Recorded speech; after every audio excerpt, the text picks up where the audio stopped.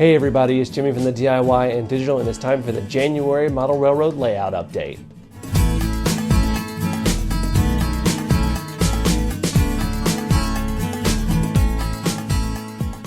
Welcome back everybody. First of all, if you haven't already, go ahead and hit that subscribe button, hit that like button, hit that bell icon so that you don't miss any updates like this video. So it's January, it's the height of model railroading season because everybody's stuck indoors because of the winter weather, and I've been getting some work done on my railroad. Here is what I have gotten done.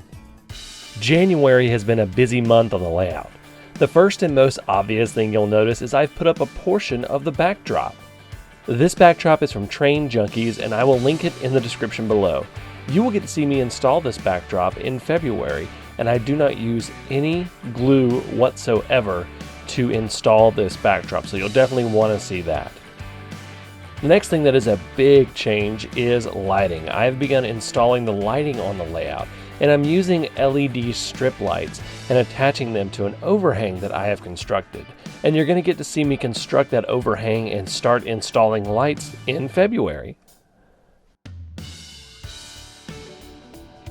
Another thing I've been making a lot of progress on is my 3D printed bridge, and I'm slowly completing this project because other projects are really taking priority right now. And finally, I have removed the folding workbench from my layout in preparation for creating a finished look. Instead, I'm storing some of these utility carts beneath the layout. But don't worry, I'm not getting rid of that 2x4 workbench. And that's what's been going on my layout in January. So that's a peek at what I've completed on my model railroad. I really hope you enjoyed this, and if you haven't already, go ahead and hit that subscribe button, hit that like button, and hit that bell icon so you don't miss any updates like this video. Until next time, I'm Jimmy from the DIY and Digital. Happy railroading!